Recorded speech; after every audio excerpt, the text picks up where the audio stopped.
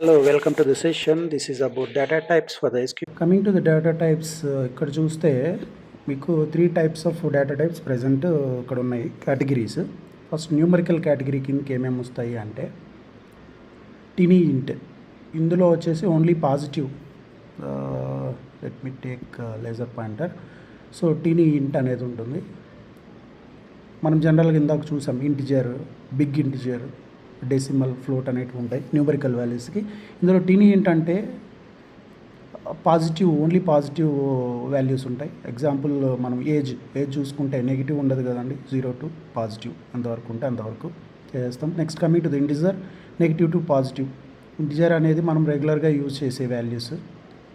Big integer అనేది కూడా similar, but spacing ఎక్కువ తీసుకుంటుంది, మెమరీ ఎక్కువ తీసుకుంటుంది కాబట్టి రెగ్యులర్గా మనము తక్కువగా యూజ్ చేస్తాం. సో ఇంటిజర్ అనేది జనరల్గా యూజ్ చేసేది. నెక్స్ట్ డెసిమల్, ఫ్లోట్ రెండు సిమిలర్గా ఉన్నాయి కదా, బట్ స్మాల్ డిఫరెన్స్ ఏంటంటే డెసిమల్లో మనకు బ్యాంక్ రిలేటెడ్ డేటా, ఎగ్జాంపుల్కి ఒక శాలరీ తీసుకోండి, ఇందులో ఏమవుతుంది ఎగ్జాక్ట్ వాల్యూ రావాలి. ఇప్పుడు మీకు శాలరీ డెసిమల్స్తో సహా అంటే 0.00తో సహా ఎగ్జాక్ట్గా పడితేనే మనం సైలెంట్గా ఉంటాం, లేకపోతే మళ్ళీ గొడవ పడతాం కదా. సో అందుకోసమే డెసిమల్ వాల్యూస్ ఇక్కడ వాడతాము, శాలరీస్ కానీ బ్యాంక్ రిలేటెడ్ ఇష్యూస్ ఇవన్నీ. అదే ఫ్లోట్కి వచ్చేసరికి ఇది కూడా పాజిటివ్ నుంచి నెగిటివ్ వర్క్స్ ఉంటాయి, బట్ కాకపోతే ఇక్కడ టెంపరేచర్స్, ఎగ్జాంపుల్ ఇందులో వచ్చేసి అప్రాక్సిమేట్ వాల్యూస్ ఉంటాయి. ఒక సెన్సార్ డేటా తీసుకున్నాం, ఆ సెన్సార్ డేటా అనేది ఎగ్జాక్ట్గా రికార్డ్ చేయదు కదా, ఒక రఫ్గా. ఈ టెంపరేచర్ కూడా అంతే, మనం బయట టెంపరేచర్ మెజర్ చేసినప్పుడు ఇవన్నీ అంతే అప్రాక్సిమేట్ వాల్యూస్. సో ఇవి వచ్చేసి data types of numerical category. మనకు లాస్ట్ సైడ్లో చూసుకుంటే ఇక్కడ మనం జస్ట్ యూజ్ చేసిన నెంబర్ 1001 కదా. సో ఈ 101001కి వచ్చేసి ఇంటిజర్ యూజ్ చేసాం. సో ఇందులో పాజిటివ్ ఉండొచ్చు, నెగిటివ్ ఉండొచ్చు, కామన్గా యూజ్ చేస్తున్నాం కాబట్టి ఇంటిజర్ అనేది. టిన్ని యూజ్ చేయలేము ఆబ్వియస్గా, ఓన్లీ పాజిటివ్ వాల్యూస్ యూజ్ చేసి ఉండొచ్చు, బట్ ఇక్కడ అవసరం లేదు, స్కోప్ లేదని చెప్పేసి జస్ట్ ఇంటిజర్ యూజ్ చేస్తాం, కామన్గా యూజ్ చేసేది కాబట్టి. Next coming to string. Next స్ట్రింగ్కి వచ్చేసరికి స్ట్రింగ్ అంటే ఏంటి, ఒక డేటా మనము ఆల్ఫాబిట్స్ ఇవన్నీ యూజ్ చేసిన వాటిని స్ట్రింగ్స్ అంటాం.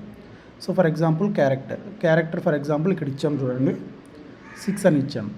ఇక్కడ ఏమవుతుంది 6 స్పేసింగ్స్ తీసుకుంటుంది, హీరో అనే పేరు ఇస్తే. ఇక్కడ 4 తీసుకుంటుంది, ఆ తర్వాత 2 స్పేసెస్ కూడా తీసుకుంటుంది. కాబట్టి మనకు ఎగ్జాక్ట్గా తెలిసినప్పుడే క్యార్ యూజ్ చేస్తాం. వేర్ క్యార్ అనేది ఏంటంటే నువ్వు ఎన్నన్నా ఇచ్చుకోండి, మనం ఎంతైతే నెంబర్స్ అందులో ఫీడ్ చేస్తామో అంత మాత్రమే తీసుకుంటుంది. నెక్స్ట్ బ్లాబ్ అనేది ఏంటంటే ఇమేజెస్ ఇలాంటివి లోడ్ చేసినప్పుడు అవి స్ట్రింగ్ కిందకి వస్తాయి, స్ట్రింగ్ కేటగిరీలో, అప్పుడు బ్లాబ్ అనేది యూజ్ చేస్తాం. అదే టెక్స్ట్ అనుకోండి, ప్లెయిన్ టెక్స్ట్, జస్ట్ ఒక పారాగ్రాఫ్ లేకపోతే ఏదైనా ఒక స్టేట్మెంట్ రిలీజ్ చేయాలంటే టెక్స్ట్ వాడతాం.